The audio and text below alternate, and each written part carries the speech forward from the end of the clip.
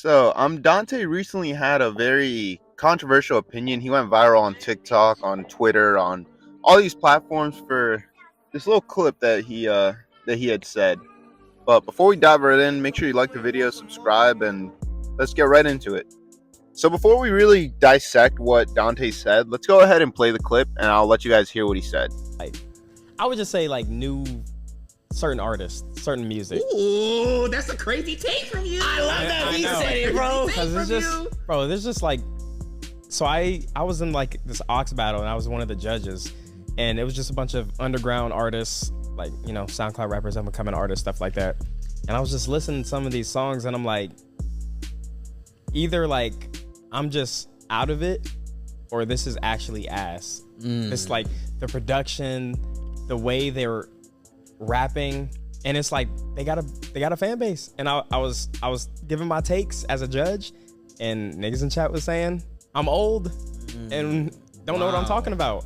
But I feel like some people are pretending to like it just because it's the newest cool thing to like, and I don't know. I can't stand behind it, bruh.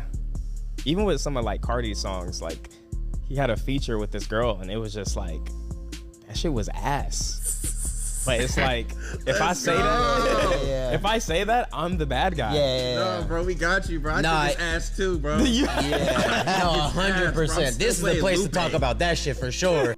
So essentially, Dante was hosting a underground aux battle, whatever, and he just didn't like a lot of the underground music, which honestly I can agree with. Nowadays, there's just not much quality in the underground. You guys can't really say Yee or Sofago or Destroy Lonely or Ken Carson, because those guys aren't really underground anymore. They're mainstream artists who are on labels and really generating income for labels and for themselves. They're not really underground artists that are coming up with low budget options. These guys are in full productions. Yeet's music videos are all full freaking productions that cost thousands of dollars to produce. So a lot of what you have on the forefront of the underground is what? Net spend. Bro, don't get me started on net spend. That dude is not gonna make it out. I could just be hating. At the end of the day, I could just be hating. Dante is what, 27, 28? Me, I'm 25. I'm a little younger than Dante, but I'm still getting up there. I'm starting to push 30, so I sort of get where he's coming from. A lot of in my personal experience, the underground scene was at its peak during 2016 to 2018, but that just might have been the prime for me listening to music, and maybe I'm Dante in a similar sense, because I guess that's when I was watching Dante a lot and listening to a lot of the reviews, and just really tapped into the SoundCloud scene. And it seems like it's a similar sort of sentiment for him and for a lot of other people that have sort of been in the space and listening to music for a while now, or for at least since 2015, 2016, whatever. But it could just be a nostalgia thing, man. And it could just be that, I guess our generation just is just sort of growing past the new sound. But to me, I listen to this music and I'm like, bro, even if you're 15, 16, I can't see my 15 or 16-year-old self liking Net Spend's music or, these other guys in the underground. It's just not really, it doesn't do anything for me. It's not good music for me. But like I said, that could just be me getting older and just hating, I guess. But it doesn't seem like anything of substance. It doesn't seem like anything that can hold the quality of time, versus when we're listening to these songs in let's say 2018, 2019. There's quality there. There's actual rapping there. There's actual song structure there. And from what I'm seeing in a lot of the underground, it's sort of more so copying Yeet style and sort of putting their own twist on it. But at the same time, it's not music that the masses will enjoy, which I guess it's underground music. It's not supposed to be music that the masses will enjoy. But at least back then, there was sort of that mainstream crossover where you can see a ton of people liking this. Even when EXO Tour Life was a freaking SoundCloud song that wasn't meant to be dropped on streaming services, but it was an organic hit, and you can hear the elements of a hit song in that song, and it just caught on quickly. But a lot of these other underground songs, a lot of these guys are recording in home studios or just sort of local studios. There aren't really the top of the line, top of the gear stuff, so they're just the quality just isn't there on top of them putting their own twist on Yeet's style.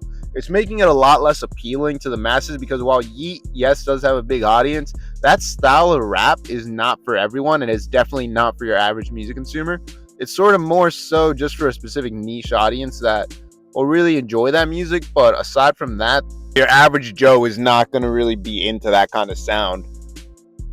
So I can see where he's coming from. And at the same time, like I said, I just feel like 2016, 17, 18 just had better underground artists.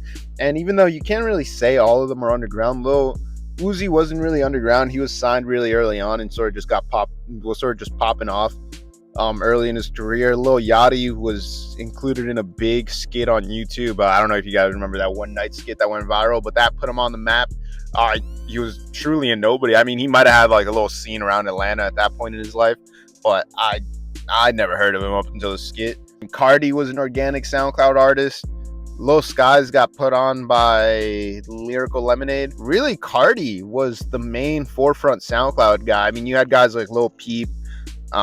X was a big SoundCloud guy. Juice got put on by Lyrical Lemonade. You only really had a handful of guys that were like organic SoundCloud artists. So I could give it to the newer generation. A lot of these guys are more organic SoundCloud artists.